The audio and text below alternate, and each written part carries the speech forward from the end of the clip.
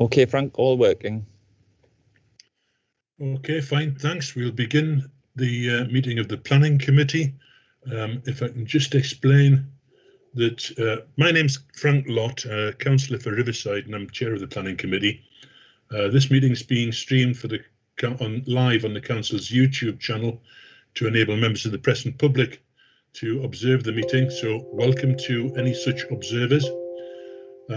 Actually, there's a couple of things I'd like to say before we move on to the agenda.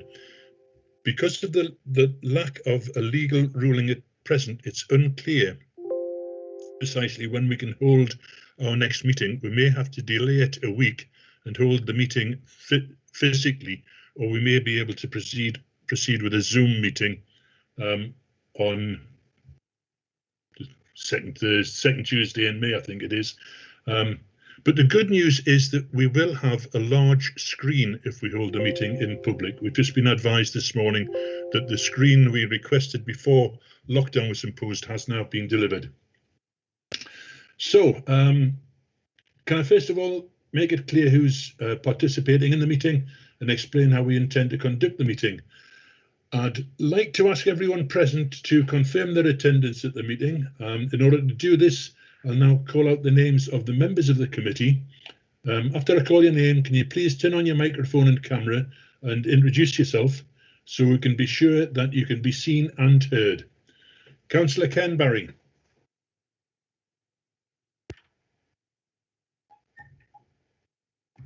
No, I don't think we've got Councillor Barry, no. Okay, Councillor Trish Brady. Councillor Brady, Councillor for Northumberland Ward and Deputy Chair of the Committee. Thank you. Councillor Brian Burdis. Good morning, Councillor Brian Burdis. Morning, thank you. Councillor Linda Dark. Good morning, Councillor Linda Dark, Killingworth Ward. Thank you. Councillor Sandra Graham. Good morning, Sandra Graham from Whitley Bay Ward. Thank you. Councillor Paul Richardson. Morning, Chair. Hello, Paul Richardson, Councillor for Monks Eaton North. Thank you. Councillor John Sterling. No, I don't think we've... And Councillor Francis Wheatman. Hello, I'm Francis Wheatman, Councillor for Tynemouth. Thank you. Also present online with us are the following officers. Can I just declare Councillor Willie Samuel from Cullercoats Ward, I'm also here. I beg your pardon. I skipped over you. I'll not do that again. Right, so that's welcome to Councillor Samuel. So now I'd like to invite the officers who are present to respond likewise. Julie Lawson. Hello, Julie Lawson, one of the Principal Planning Officers in the Planning Department. Thank you. Aidan Dobson Booth. Good morning, Aidan Dobson Booth, Principal Planning Officer. Thank you. Good morning, Dave McCall. Hi, I'm Dave McCall, Highways Officer. Thank you. Do we have Claire Wilson from Environment, or do we have someone else? No, I don't think we have anyone from Environmental Health. Environment. David Rackstraw.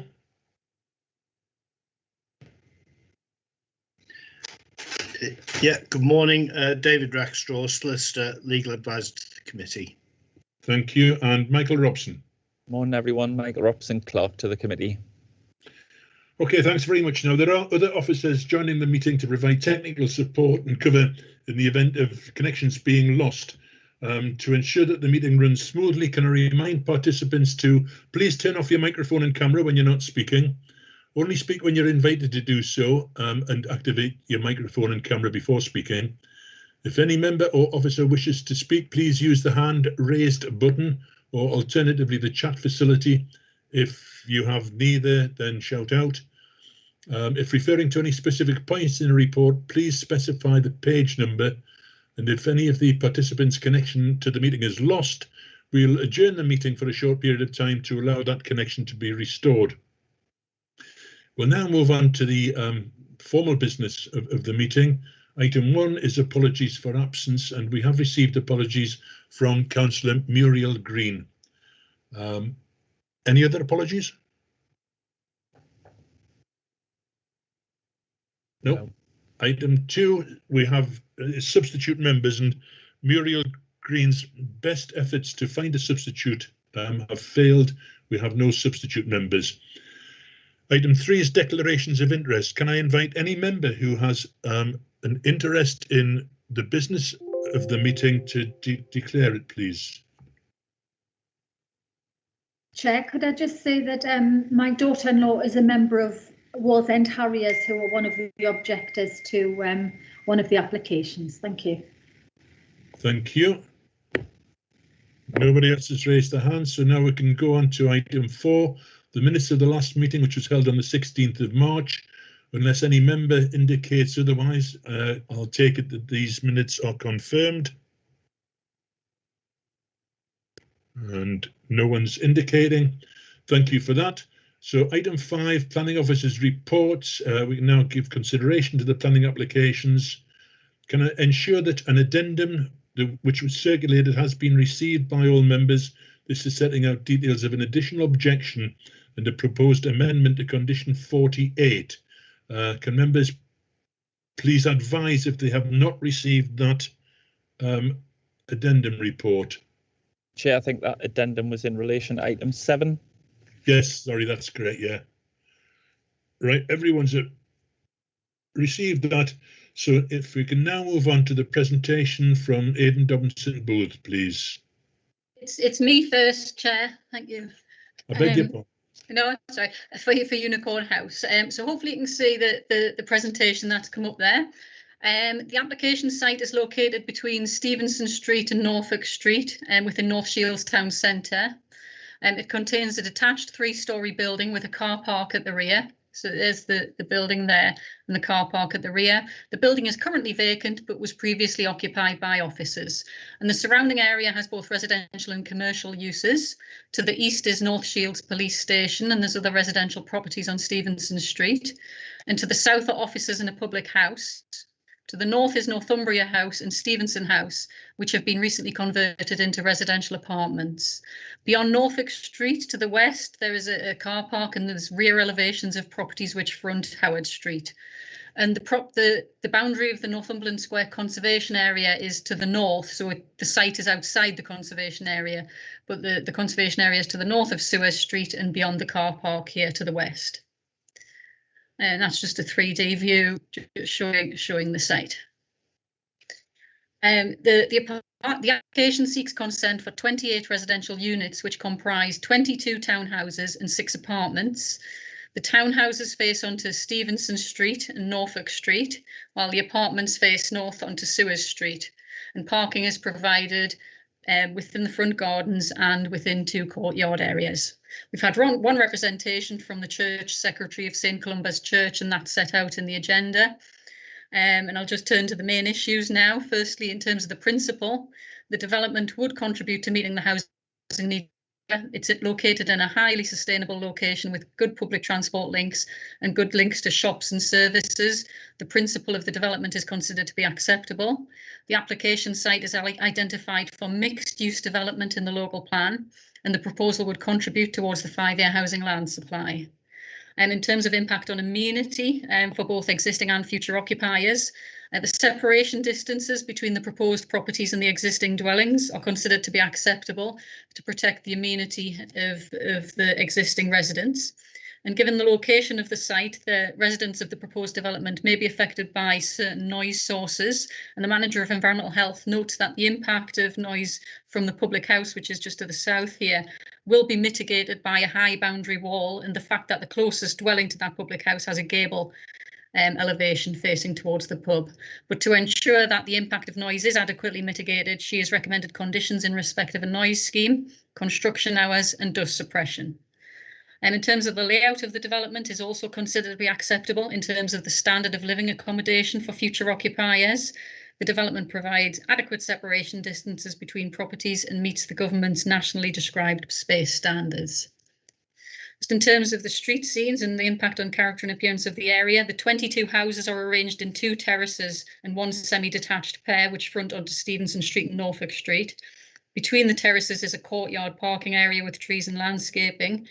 And the 6 apartments will be located in a separate north-facing building with a parking area at the rear.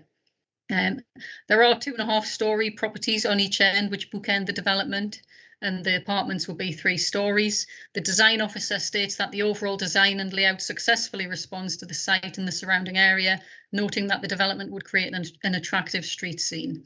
And the site, and as I mentioned, the site is outside but close to the conservation area, and it's officer opinion that the development would enhance the setting of the conservation area. And there's just the houses and the flats in more detail. In terms of landscaping, the site has a lot of hard standing on it, but there are some trees on the site, and it's necessary to remove those trees as part of the development. But the landscape architect has stated that the existing trees do contribute to the character of the area, but they are struggling due to the environment in which they're located. So she recognises that the development provides an opportunity for improved landscaping and that a comprehensive planting scheme is proposed. And she considers that the proposed landscape scheme provides adequate mitigation for the loss of trees on the site, and the biodiversity officer has no objections. I'm just taking us back just briefly to the site layout. In terms of access and parking, 50 parking spaces are proposed. The townhouses would have driveways with direct access onto Norfolk Street and Stevenson Street, and additional parking within a rear courtyard. And parking for the apartments is provided in a separate courtyard, and the Highways Network Manager has no objections. In terms of other issues, Section 106 contributions have been requested and agreed by the applicant. These are set out in the agenda. They relate to 7 units of affordable housing and financial contributions towards ecology allotments, parks, green space, primary education, employment and training, and coastal mitigation. And for clarification, the ecology contribution should be £5,460 rather than £25,460 as set out in the report. So that's just a clarification there. In conclusion, approval is recommended, subject to conditions in a Section 106 agreement. Thank you, Chair. Thank you, Julie. Can I now invite questions of the officer or officers? Does any member have a question to ask? No questions. Can I invite comments? Councillor Brady, Chair. Thank you. Why am I not seeing a hands up sign? Okay, well, sorry, Councillor Brady. Thank you, Chair. I just wanted to ask in relation to the number of parking spaces. That does seem to be rather excessive for a town centre location that's very close to the metro and public transport. Wondered if the traffic, if that could be commented on, please. Yeah, I mean, to be fair, I would have probably accepted less parking for that development in the town centre, but it's what the applicant's proposing, so it's still within the guidelines of LDD 12. So that they're not in breach of anything like that, but you know, they could have done less, but they've decided to provide what they provided, so I've got no reason to object to it. Okay, thank you. Okay, thank you. Councillor Burgess. Thank you, Chair. I mentioned at the first attempt to get through this a couple of weeks ago about I think it was the church warden who highlighted the problem with traffic at the moment, coming up Stevenson Street, Norfolk Street, and the wrong way around on the one-way system, and the problem with turning to the left, coming up that wrong-way system and turning to the left, and this, you know, people trying to go across the road and not seeing that traffic. Have the officers looked into this, and have they decided to do anything about it? Also, at the moment on Howard Street, the top of Howard Street, just around the elbow by St Columba's Church, there is an island there for people to get across. But I think what the church warden was alluding to was to have some sort of zebra crossing or something of that nature, just to give it a bit more safety for people trying to get across the road. It is quite, I mean, I walk across that road quite a bit, and it, you know, as the traffic comes down by the square and turns right, it's still quite fast, and it is. And if traffic's coming up Howard Street and turns right there, it is still quite a fast road, and I think we should have some traffic mitigating more than the actual island there. Yeah. Pass that over to Dave McCall, please. Yeah, twofold answer on that one. Yeah, that sort of quirk when you leave Seward Street and there's that short distance of, is it a one-way system or is it not? I mean, that's been there for years. I remember when I was learning to drive back in I passed my test in 1990.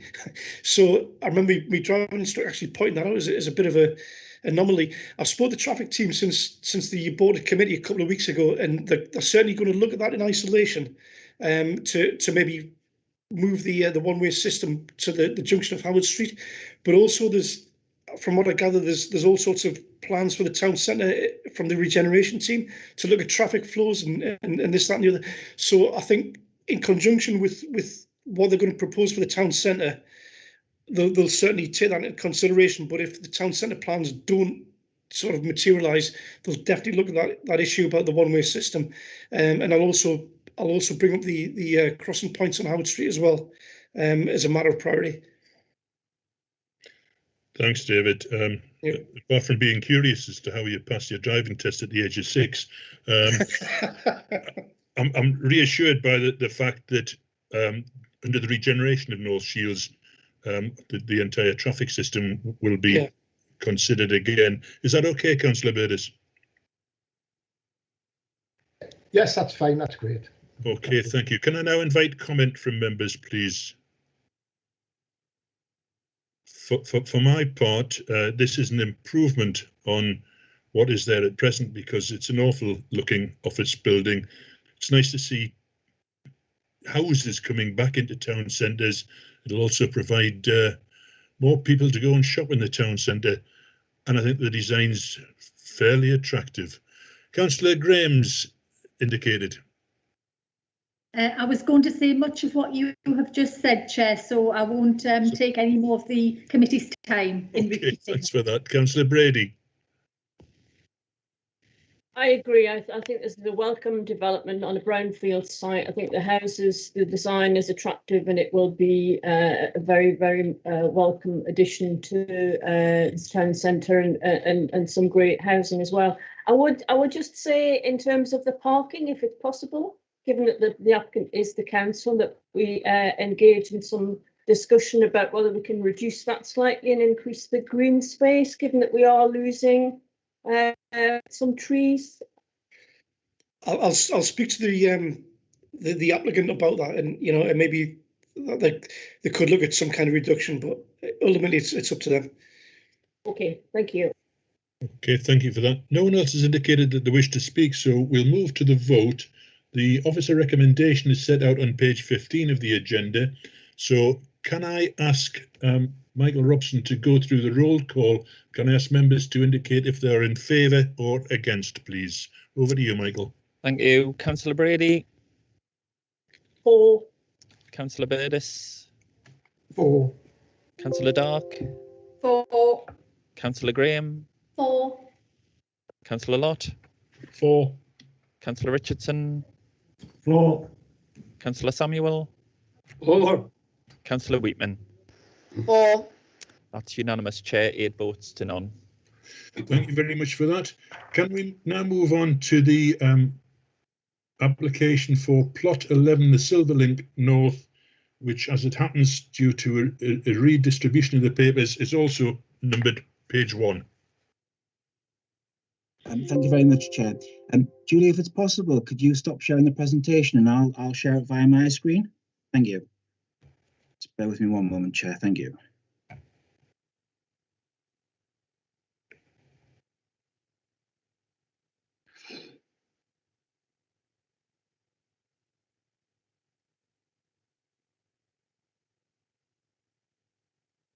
Okay, so this is the erection of a petrol filling station with associated retail kiosk, a drive-through coffee shop with associated car parking, service arrangements, landscaping and access, including the provision of a new roundabout.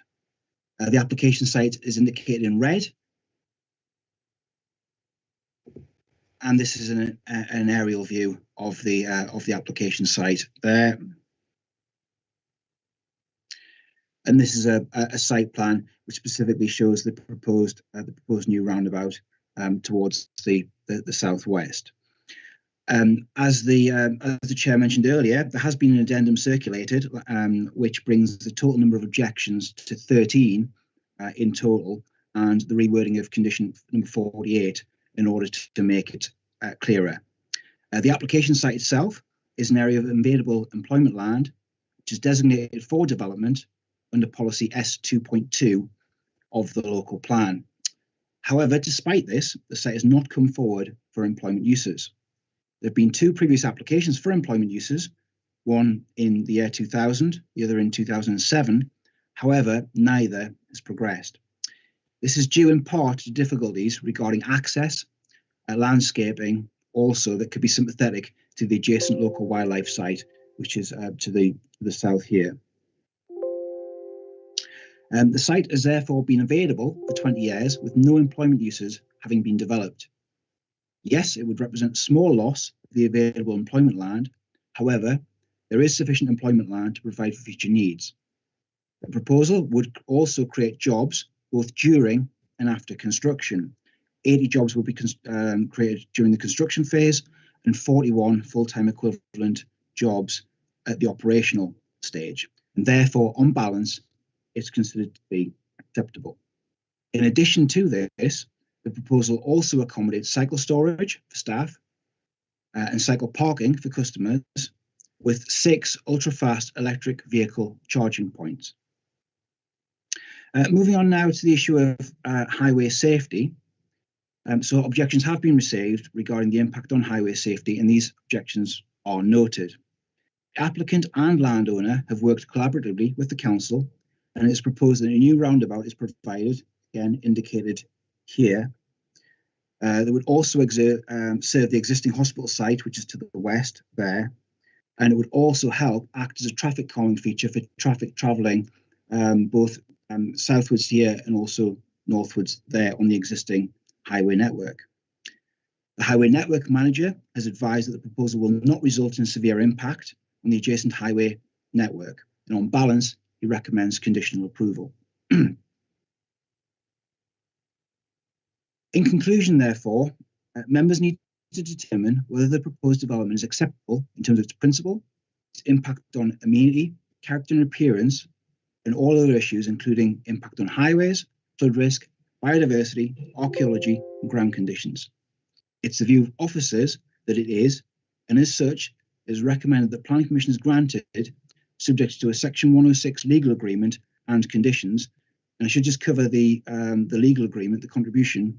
So the applicant has agreed to pay the requested travel plan monitoring fee of £1,250 and also £18,750 towards mitigating the impact of the proposed development on the adjacent local wildlife sites. Both these contributions are considered necessary and directly related to the proposed development. Thank you, Chair. Thank you, Aidan. I've got a question. The answer won't necessarily affect my judgment on whether this should be approved or not, but does the establishment of a petrol station usually generate 41 full-time equivalent jobs?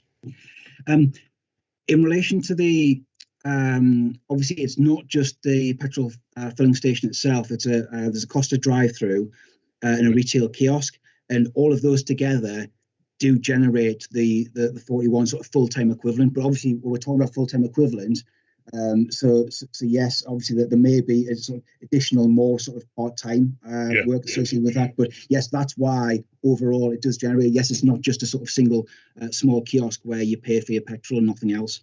Okay, thanks for that. Can I bring in Councillor Brian Burris with a question, please? Thank you, Chair. Have officers took into consideration the proposed little building across the road that has in preliminary stages for going towards planning? I think it's in consultation. Also, do they take in consideration that there's a petrol station less than a third of a mile away from the proposed petrol station, and there's a Costa less than a mile away from the proposed station, and also the proximity it is to the biodiversity area. Also, as been noted, access for that area is extremely difficult. What you can't see on the map there is the steep bank that from the main road down to, from New York Road down to the access. and where would the new roundabout be? And that's, I'll let you go there so far. Yes, I'll let you have that one. Okay, thank you for that, Councillor. I mean, the issue in terms of, for example, the Lidl, the proximity of the nearest Costa, and the proximity of the nearest sort of petrol filling station, all of those can be dealt with in sort of together, really. And what I would say is they all come down to that issue in terms of need and whether this is a needed facility. Now, unfortunately, or fortunately, depending on how you look at it, there is no requirement to demonstrate need anymore. So it's just left to market forces, really, in terms of whether this is needed. What I would also say, in addition to that, is yes, it does provide an additional facility, and therefore, in certain instances, it might help reduce travel and journeys down because people are able to access more convenient facilities than having to travel sort of further away. So that, I think, deals with the issue in terms of competition or kind of any arguments in terms of need. Just bear with me. I'll go back onto the presentation.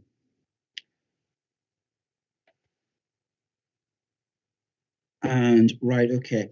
Hopefully you can all see that again. So the issue in terms of the new roundabout and where it will be located, it would be down here. And as I say, in terms of the presentation, I did mention that the applicant has worked collaboratively with the council. So there's obviously the applicant involved in this. There's also Highbridge as the landowner and the council involved in it. So we've all worked together to come up with this solution that we think one provides an acceptable access into the site, but also doesn't have an adverse impact on additional sort of highway safety. Does that cover all of your points, Councillor, or is there anything that I've missed? Yes, that's covered, except for the biodiversity. Oh, right, okay, sorry. Yeah, of course. So in terms of biodiversity, just bear with me. Yeah, okay. So, I mean, this is set out in sort of further detail in paragraphs 12.17 and to 12.33. But you are right, the most southern part of the site is designated as a local wildlife site and a local nature reserve, which is known as the Sutherland Park and Wagon Way local wildlife site. So yes, the southern part of the site, as you can see here, would be used to provide drainage associated with the development. So there's a suds pond. Now, what I would say in addition to this is that it is clear that if you look at the advice that we've received from the landscape architect and the biodiversity officer, and their comments are set out in paragraphs 1.23 to 1.57 of the appendix of this report, that appropriate mitigation to reduce the impacts on biodiversity and the local wildlife can be secured by condition. So therefore, from that point of view, we're satisfied that this won't have an adverse impact in terms of biodiversity or the important local wildlife sites. Thank you. Thank you. Councillor Willie Samuel.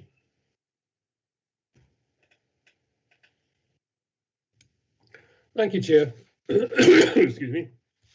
A couple of questions, really. On 8.4, going on to 8.5, the loss of employment land. Obviously, this area was zoned for employment use, and you've decided to, or you're recommending that we overrule that. The basis of that argument seemed to be that it hadn't been there'd been no successful application for your employment use in the last 20 years. But you could probably apply that to a lot of that kind of area around about where there hasn't been development. But nevertheless, why do you reach the conclusion there's no prospect of it happening in the future? Yeah, so in terms of that, I mean, yes, I think we have come to that sort of conclusion. Just to explain a bit around that. So, National Planning Policy Framework advises councils in such cases where sort of employment land hasn't come forward that they should seek alternative uses of land. And this approach is actually supported by the council's own policy in policy 2.3, which seeks to ensure flexibility in the use of development and employment land and ensuring that the development supports the overall growth and prosperity of North Tyneside. So I accept your point then in terms of, well, if this site, then why not other sites? I suppose the thing that's different is we do have actually an application for this site that is seeking to do something.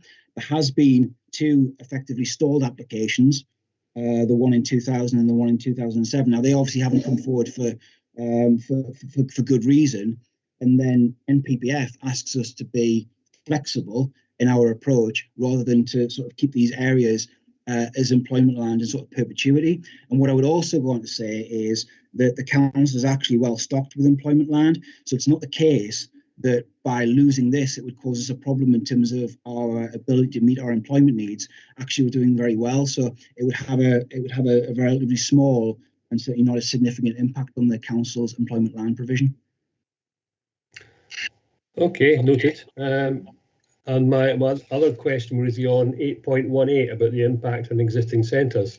Struggling to get my head around this a little bit because I'm not sure this area in particular, is that considered to be a town centre area or is it out of town area? Because the implication seemed to be when you first read that it's been designated as in town.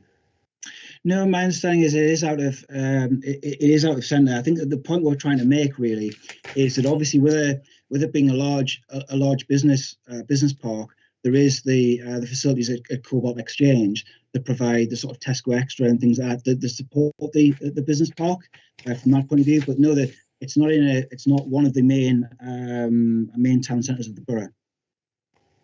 Okay, thank you. Thank you, Councillor Brady.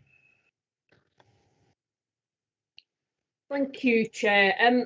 I share some of Councillor Burdis's concerns in relation to duplication here and provision of yet another, filling station quite near another one. I have a question in relation to the pedestrian and cycling access. So there's 2 access points and a pathway which I believe is not designed to the required standards. Could you just say something about that, please, Aidan? Dave, do you want to come in on that particular point? Yeah, I mean, the rights of way officer looked at this and there was a bit of a conflict between rights of way and ecology issues. So he preferred like a lit path and various service.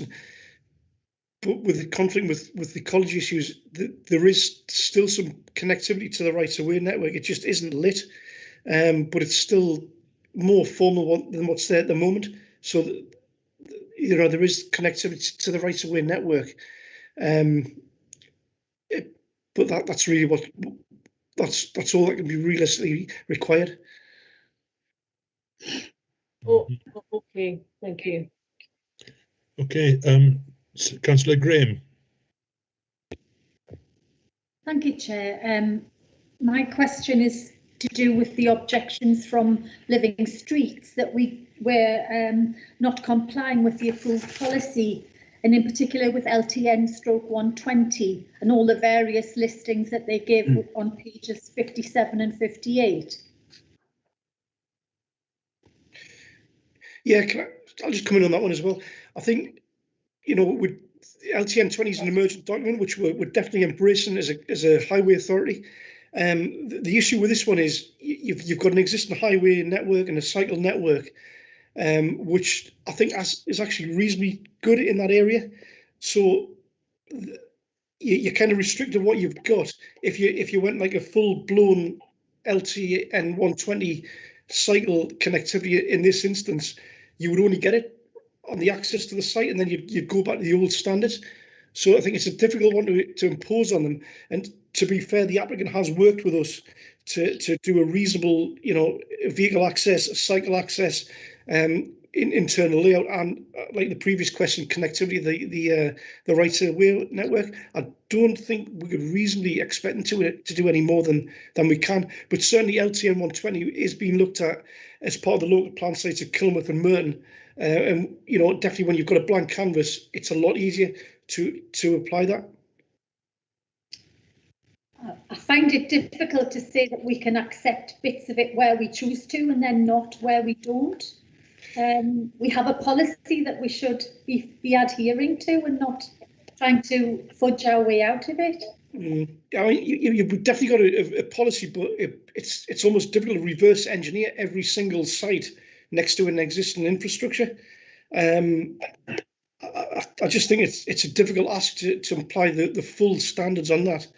But rest assured that as a local highway authority and a local planning authority, we are definitely taking it seriously on future applications. Mm. Okay. Just in addition to that, if I may, in terms of obviously their objection also goes on to mention the conflict or apparent conflict with the council's declaration of a climate emergency as well. And I just wanted to sort of spend a little bit of time just explaining kind of where we are with that and just take members through it. So again, if you just bear with me, I just want to share a document with you.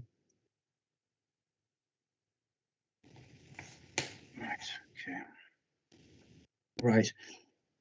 This is from the council's climate emergency action plan. So we're on page 15 here, and you'll see the bit that I've highlighted, and it talks about developing an electric vehicle charging infrastructure. Where actually this application does specifically that. I mean, yes, okay, it is a petrol filling station, but they do have 6 rapid electric charging points as well. So I would take a different view to what's been said in terms of the objection, saying there's a conflict here with the council's declared climate emergency. I don't see there's a conflict at all. I actually see that what they're doing is exactly what we've asked them to do in the climate emergency document by providing this electric vehicle charging infrastructure. And in addition to that, obviously this decision has been taken by the government to ban the selling of new petrol and diesel cars. They've brought it forward from what was going to be 2040 now to 2030. So obviously we're in 2021 now, and it's going to be immediately apparent that within the future, facilities such as this are going to need to be able to be adaptable, to be able to change, to deal with the issues in terms of surrounding climate change. Now, the fact that this has 6 rapid electric charging points means it's very well placed to do that. And as I say, I don't see it as being in conflict. I see it as being it's more complementary in terms of the council's declared climate emergency. It's an interesting observation. Thank you for that. It kind of blows one of my considerations out of the water. Can I ask, are there any other questions that members wish to ask? In which case, can I invite comments on the application, please? Councillor Brady. Yes, thank you. To be honest, I'm not swayed by that argument. I think that we can look at different options for the meeting the needs of electric vehicles without building new filling stations. I have some grave concerns about this, and one of my issues is in relation to the marginalisation of pedestrians and cyclists for this application. However, in terms of planning terms, there isn't really anything very much that we can complain about. So reluctantly, I will be supporting this, but with grave concerns. Thank you, Councillor Brady. Councillor Burgess. Thank you, Chair. I will be voting against this, principally on, well, quite a lot of things actually. I'm not impressed by the explanation on biodiversity. I think once you get Lidl across there, across the other side of the road, and the new proposed development on the Merton Gap, that this will make traffic in that area 5, 10, 30 times, 100 times worse than it possibly is at the moment. Okay, we cannot vote against need, because we're now in this situation where it's just up to whoever wants to put whatever they want anywhere, and it would appear that residents don't have any say. But with a petrol station a third of a mile away, I think it's not needed.